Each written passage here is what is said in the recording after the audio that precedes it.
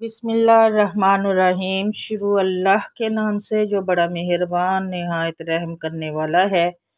अस्सलाम वालेकुम रहमतुल्लाहि व बरकातहू। नाज़रीन कराम, नमक के हवाले से एक वजीफ़ा मैं आपको बताऊंगी। थोड़ा सा नमक लेकर ये आपने अमल करना है। आपने ये अमल बहुत आसान है। कुरान पाक की सिर्फ 2 सूरतें और एक तस्बीह करनी है। अमल का तरीका मैं आगे बताती हूँ आपको। नाज़रीन कराम, हम मुसलमान होकर भी बहुत परेशान रहते हैं। हमारे घरों में से परेशानियाँ ख़त्म नहीं होती, मुसीबतें ख़त्म नहीं होती, मुश्किलात ख़त्म नहीं होती। इसकी क्या वजह? सबसे बड़ी वजह तो है अल्लाह से दूरी, नमाज कुरान से दूरी। हम लोगों ने नमाज पढ़ना छोड़ी हुई है, कुरान को खोलना छोड़ा हुआ है। बहुत से लोग, बहुत से बहन भाई ऐसे होंगे जिन्होंने काफ़ी टाइम से कुरान को नहीं खोला होगा। मेरी बात सच है, बहुत से लोगों ने नहीं खोला होगा, लेकिन ये चीज़ें हम लोग नोट नहीं करते। नमाज पढ़ी, जल्दी जल्दी से पढ़ लो जी, नमाज का टाइम हो गया, जल्दी जल्दी। ये नहीं है कि आराम सुकून से नमाज पढ़ें। कुरान भी नहीं बहुत से लोग खोलते। मैं यकीन से कह सकती हूँ कि बहुत से मेरे बहन भाई, बेटे बेटियां ऐसे होंगे जिन्होंने कुरान को खोले हुए काफ़ी टाइम गुजर गया होगा। तो आप खुद सोचो, जब अल्लाह हमसे राज़ी नहीं होगा, अल्लाह हमसे नाराज़ होगा, तो हमारे घर से परेशानियां कैसे ख़त्म होगी, हमारे घर से मुश्किलात कैसे ख़त्म होगी, हमारे घर से रिज़्क़ की तंगी कैसे ख़त्म होगी। तो अल्लाह को राज़ी क्यों नहीं करते हो? उधर नमाज का वक्त हो रहा है तो मोबाइल पे लगे, धड़ाधड़ लगे मोबाइल पे, मोबाइल छोड़ नहीं रहे। अजान हो रही है, मोबाइल नहीं छोड़ रहे, बाकी सारा काम हो रहा है।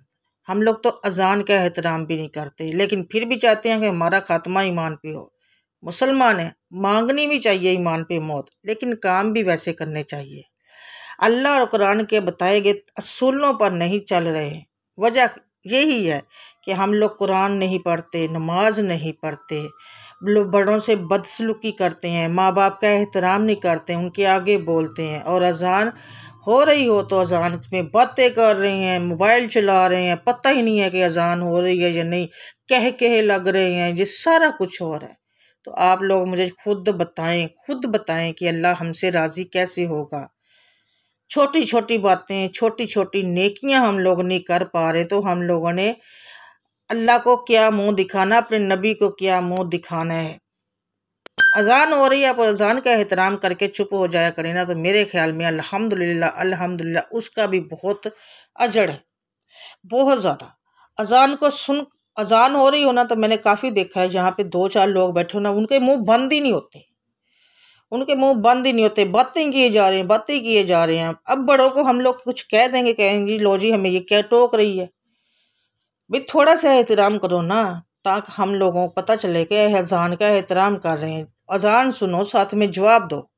चलो जवाब नहीं भी दे रहे हो, चलो और बात है, लेकिन अजान का तो एहतराम करो। चुप कर जाओ, मोबाइल छोड़ दो, बातें करना छोड़ दो, 2 मिनट 4 मिनट 5 मिनट की खामोशी अख्तियार कर लो। लेकिन नहीं, ऐसा तो हो ही नहीं ना सकता।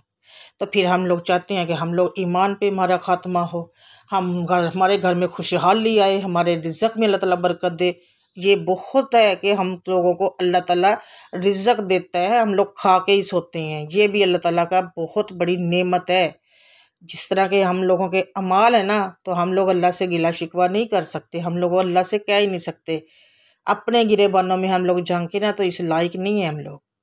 तो मैं तो यही कहती हूँ ना कि नमाज का एहतराम ज़रूर किया करें, नमाज कुरान को पाबंदी से पढ़ें। मैं ये भी नहीं कहती हूँ कि हर वक्त नमाज पढ़ें, नमाज के बाद आप कुरान खोल के चाहे 2 सफ़ात ही पढ़ लें, 2 रुकू ही पढ़ लें, लेकिन कुरान को खोलें ज़रूर। तो इसकी वजह एक मैं आपको छोटा सा वाक़या बताती हूँ। एक लड़की थी जो फोत हो गई। उसने कभी नमाज कुरान की इतनी ज़्यादा पाबंदी नहीं की थी, वो नमाज कुरान की इतनी पाबंद नहीं थी। जब वो फोत हुई, उसकी कब्र खोदी गई, सब उसको दफनाने गए, तो उसकी कब्र से एक अजीब सी खुशबू आ रही थी, बहुत ही आपको पता है वो तो फिर खुशबू जब होगी, जन्नत की खुशबू होगी, तो वो एक अलग ही होगी। सब लोग बहुत खुश कि ये लड़की तो बहुत नेक है, बहुत अमाल करती है। लेकिन उसके रिश्तेदार बड़े हैरान, के वो जानते थे कि जिसने तो कभी नमाज कुरान की पाबंदी ही नहीं की। अच्छा, उसको दफना दिया गया। उसके बाद उसके घर वालों से पूछा गया, उसकी माँ से पूछा गया कि आपकी बेटी ऐसा कौन सा अमल करती थी कि उसकी कब्र में ये सब हुआ।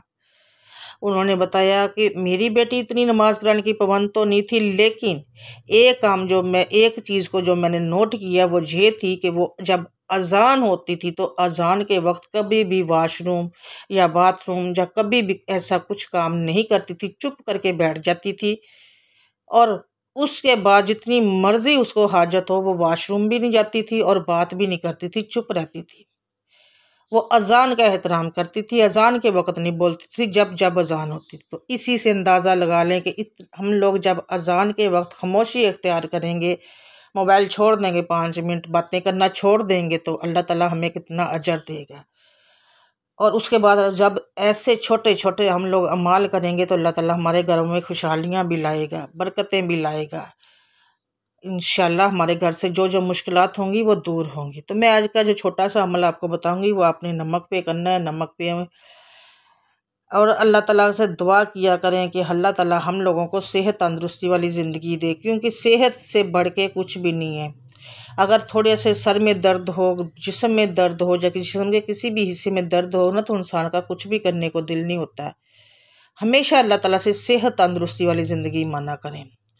अमल मैं आपको बता देती हूँ, अमल को आपने गौर से सुनना है और जिस तरह से सुनना है वैसे ही आपने करना है। ये नहीं है कि आप वीडियो को थोड़ा सा देखते हो, चलें जी अमल आखिर में होगा हम लोग, नहीं, ऐसा नहीं होता। वीडियो को पूरा देखा करें, स्किप ना किया करें। कोई भी बात ऐसी नहीं होती जो इंसान सुनने के लायक ना हो, या अमल करने के लायक ना हो। सारी वीडियो को सुन लिया करे। इंसान थोड़ा सा 8, 10, 15 मिनट अपने लिए निकाल ही सकता है। एक दिन में इतना टाइम तो निकाल ही सकता है ना। अगर आपके वीडियो को वैसे बैठ के नहीं सुन सकते, मोबाइल पे ऑन करके रख दिया करें, अपना काम करते रहा करें और सुन लिया करें। सिंपल सा हल है। आपने नाज़रीन करम, ये हमारे लिए तो भाई अफसोस की बात अफसोस की बात ही है, अफसोस की बात यह है कि अजान के वक्त तवाफ़े काबा रुक जाता है, लेकिन हम लोगों के काम नहीं रुकते। हम लोगों के काम नहीं रुकते। हम लोग एहतराम ही नहीं करते, अजान का भी नहीं करते। अमल बता देती हूँ, अमल देखने आप। अमल क्या है, उससे पहले अगर आप मेरे चैनल पर नए हैं और अभी तक आपने मेरे चैनल को सब्सक्राइब नहीं किया तो जल्दी से सब्सक्राइब कर लें और साथ लगे बेल आइकन को ज़रूर प्रेस कर लें। ऐसे ही डेली बेसिस की पे मैं बहुत से अमल डेली करती हूँ जो छोटे छोटे होते हैं, आप लोगों के फ़ायदेमंद होते हैं। तो नाज़रीन किराम, अमल की इजाज़त के लिए आपने कमेंट में एक बार प्यार और मोहब्बत से सुबहान अल्लाह ज़रूर लिखना है। थोड़ा सा नमक ले लें, आप थोड़ा सा नमक ले लें अपनी हाथ की हथेली पर नमक ले लीजिए। आप किसी नमाज के बाद भी कर सकते हैं, फजर, जोहर, असर, मगरिब, इशा के बाद जो भी नमाज हो, आपने बावजू हालत में ये करना है। थोड़ा सा नमक ले लें, उसको हथेली पे रख लें या पास रख लें, अभी थोड़ा डाल के किसी बर्तन में रख लें। नमक थोड़ा सा डाल के अपने रख लें। उसके ऊपर सबसे पहले आपने दुरूद पाक पढ़ना है। दुरूद पाक आप कोई सा भी पढ़ सकते हैं, छोटे से छोटा दुरूद भी पढ़ सकते हैं, बड़े से बड़ा दुरूद पढ़ सकते हैं। तो दुरूद इब्राहिमी बहुत ज़्यादा फजीलत का हामिल है, तो आप दुरूद इब्राहिमी भी पढ़ सकते हैं। तो एक बार दुरूद इब्राहिमी मेरे साथ भी सवाब की नीयत से पढ़ लें। अल्लाहुम्मा सल्ली अला मुहम्मदिन व अला आलि मुहम्मदिन कमा सल्लैता अला इब्राहीम व अला आलि इब्राहीम इन्नका हमीदुम मजीद। अल्लाहुम्मा बारिक अला मुहम्मदिन व अला आलि मुहम्मदिन कमा बारिकता अला इब्राहीम व अला आलि इब्राहीम इन्नका हमीदुम मजीद। सल्लल्लाहु अलैहि वसल्लम, सल्लल्लाहु अलैहि वसल्लम, सल्लल्लाहु अलैहि वसल्लम, सल्लल्लाहु अला मोहम्मद, सल्लल्लाहु अला मोहम्मद, सल्लल्लाहु अला मोहम्मद। दुरूद पाक आपने 3, 7 या 11 बार पढ़ना है। उसके बाद आपने सूरह अलम नशरा, आपको स्क्रीन पे भी नज़र आ रही होगी, सूरह अलम नशरा पढ़नी है आपने 33 बार पढ़ के आपने उस नमक पे फूंक मार देनी है। फिर आपने सूरह क्रैश पढ़नी है, वो भी आपको स्क्रीन पे नज़र आ रही होगी। सूरह क्रैश आपने पढ़नी है, ये भी सिर्फ 33 बार, और उस नमक पे फूंक मार देनी है। उसके बाद आपने एक तस्बीह करनी है अस्तगफिरुल्लाह की एक तस्बीह करनी है। उसको तस्बीह को करने के बाद दूसरी तस्बीह आपने या अल्लाह या करीम, या अल्लाह या करीम की करनी है। ये 2 तस्बीह करके फिर आपने उतना ही दुरूद पाक पढ़ना है जितना आपने इस वजीफे के शुरू में पढ़ा था। 3, 7 या 11 बार जितना भी आपने पढ़ा था वो पढ़ के आपने उस नमक पे फूंक मार देनी है। अब उस नमक का आपने क्या करना है, यह गौर से सुने। उस नमक पे आपने फूंक मार देनी है और उस नमक को आपने दूसरे नमक में मिक्स कर देना है, जो आप लोगों का अलग से है, जो आप लोग इस्तेमाल करते हैं। सारे नमक में जो इस्तेमाल डाल के उसको मिक्स कर रहे हैं और उसको खाने में हर चीज़ में इस्तेमाल करें। अब आपने करना क्या है, उस नमक को जब वो मुकम्मल ख़त्म हो जाए ना, आप इस्तेमाल करेंगे ख़त्म हो जाए उस तो दोबारा से जब आप नमक लेकर आएँ फिर आपने यही अमल करना है। ये नहीं है कि एक बार नमक मंगवा लिया, उस पर ये अमल कर लिया और दूसरा नमक मंगाया उसी में मिक्स कर दिया, ऐसा नहीं है। पहला नमक जितना आपके घर में है उस पर ये अमल करें, उसके बाद जब वो नमक ख़त्म हो जाए उसके बाद फिर वो उस नमक पे दोबारा से ये अमल करके आपने इस्तेमाल करना है। तो फिर देखिएगा इंशाअल्लाह ताला आपके घर में दौलत के दरवाजे खुल जाएंगे।